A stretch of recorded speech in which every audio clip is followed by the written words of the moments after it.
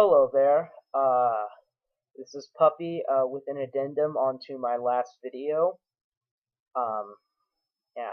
Oh, by the way, the reason that I talk slowly and look so upset when I do some of these videos is not just because it's kind of emotionally hard to be in a position where you legitimately are not sure what the truth is in a significant area. It's also because I always do them without a script. Uh, so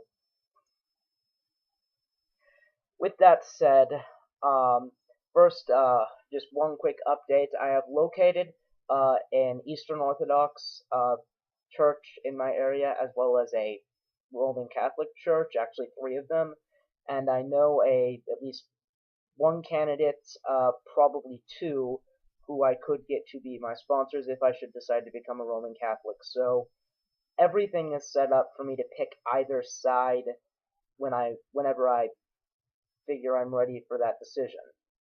With that said, I'm going to represent those questions from the last video that have yet to be answered to my satisfaction, and I'm going to add in some new ones that I've gotten since then. Now, the reason I'm representing the ones from the last video that haven't been answered yet is simply because I'm planning on sending the questions to a number of individuals, and I don't want to waste their time by sending them two videos, especially considering some of the questions from the last one have been answered, and I need to add new information to some of the questions that weren't answered satisfactorily here. Alright, so let's get to it. Question number one. This is one of the ones that was from the last video. Whenever Jesus or God or a character in a parable representing God commands someone to go to hell, he will say something along the lines of "Go away from me." It's not. It's depart. It may be depart from me. It could be. It may vary from translation to translation, but the general meaning is always can be summed up with "Go away from me." How is that compatible with the idea that hell is in the presence of God? It doesn't make any sense. It's a blatant contradiction with Scripture and the theology of Eastern Orthodoxy. Secondly, whenever the Church Fathers speak of the unity of the Church, they always speak of Rome, or at least they often speak of Rome as the source of the unity, and specifically Peter's succession that is in Rome. Given that that's the case, does it not seem likely that in the event of a schism between between two sides, between the church and within the church, between two halves of the church, does it not make sense that the side that has Rome is more likely to be the correct one? And does this not also lend credibility to the papacy? Okay. Question 3. Matthew 16 has Jesus naming Peter as the head of the apostles and as the rock, that is the foundation of the church. Now, the idea that the successor of this role as the single rock is a bunch of pebbles, namely the bishops of each local church, all with equal authority, even if there is an unequal distribution of honor, is rather absurd.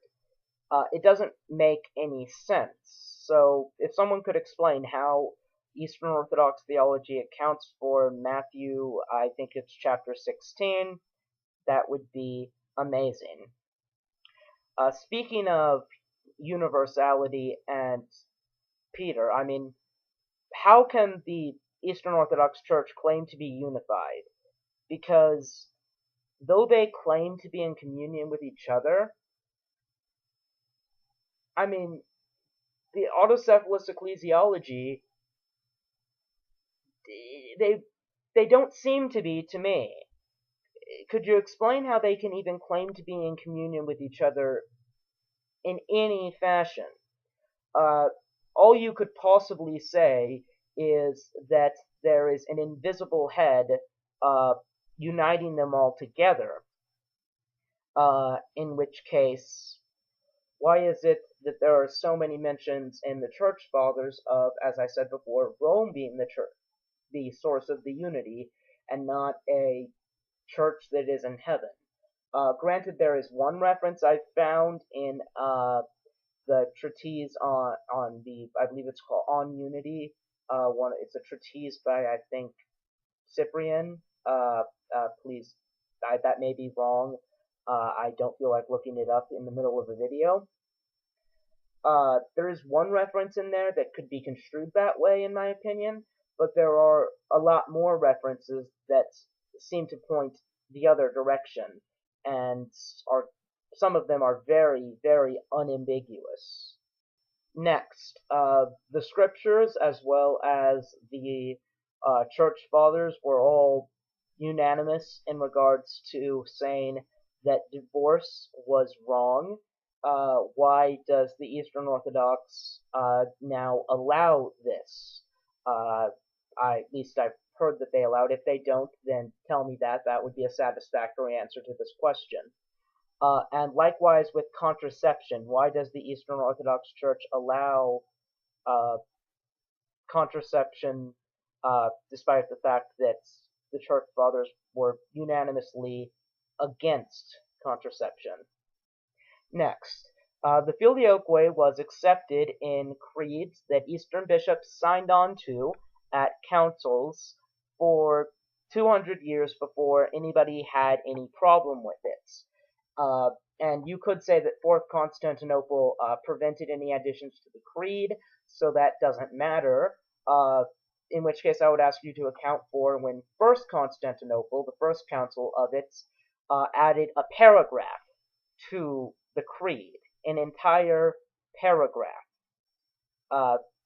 to the creed. So you can't say that all additions to the original Nicene Creed were forbidden, because First Constantinople, which obviously predates the Fourth Council of Constantinople, forbid it. Because why didn't they keep in mind that First Constantinople had already done it? Now, you could say, of course, that it's preventing all later additions, in which case I would hope they clarified that it was later additions that they were condemning. Also, given that a specific notable bishop, namely the Bishop of Rome, was not on board with Fourth Constantinople, but my understanding is that all of the bishops have to come together to do an ecumenical council. I mean, I'm just saying. Final question. My understanding is that Eastern Orthodox deny purgatory. If they don't, then please tell me. I've apparently been confused, but I believe it was Cobain the Christian who said to me that they do not believe in purgatory. The problem is purgatory is very clearly indicated scripturally. It's in 1 Corinthians, I'm not sure exactly where, and it basically says that certain people's sins will be cleansed by fire, and they will suffer a loss, yet they themselves will be saved. I mean, it's not ambiguous. All you have to do is say that this passage is true, and you have a doctrine identical to purgatory, even if you don't call it purgatory.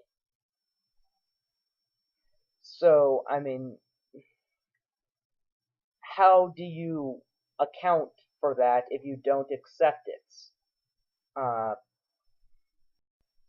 Two things I want to say last. Firstly, due to the anti-Catholic vitriol that I saw in the last video, and the presence of young children on YouTube, I'm going to be putting the comments to approval only on this video, and I may change it such that the comments are approval only on the previous one as well. I have actually had to block somebody, which I hate blocking people. I especially hate blocking atheists, because when you block someone, they can't sub to you. and atheists are the people who I want sub to me. Why do you think I put out anti-creationist videos? It's because my ultimate goal is to convert people to Christianity, and, if people don't watch your videos, you can't convert them with your videos. Um, so, I don't want to have to block more people, and I figure putting it on approval only will eliminate the danger, and thus the point of blocking people will be alleviated. I also have respect for free speech rights. That's the other reason I don't like blocking people. Uh, Second thing, out of what may actually be three things, the place where I am right now, I'm still leaning pretty strongly towards Catholicism, though not as strongly as I was before. Before, the video and the asking of the questions was bordering on a formality. I had more or less already made my decision, but now I am quite a bit less sure. Uh, but I am, if I were to, if someone were to walk up to me who knew for certain the right answer, hold a gun to my head, and I'm wrong, if I die, if I get it wrong, I would probably say Catholicism, but I wouldn't do so with much certainty. I would still feel there was a chance of me dying. And the last thing I want to say is I'm kind of struggling to find the balance between haste and prudence, because on one hand, I want to find the ultimate truth of the matter, and I want to have confidence that I have done so when I do. And thus, prudence, a lot of study, a lot of searching is best. But on the other hand, if you spend years in searching for the truth with no intent to eventually come to a conclusion, you're not searching for the truth, you're just studying. And I actually have an intent to find the truth eventually. So I'm trying to find the correct balance between haste and prudence. To the extent that's how long this journey will take, I do not know. I don't plan on letting it take more than maybe 6 months or so. And I definitely want to have discussions with not just more Catholics and Eastern Orthodox on YouTube, but also actual priests and whatever the Eastern Orthodox equivalent of that is. If they have a different name for it, I have no idea. So yeah, that's all.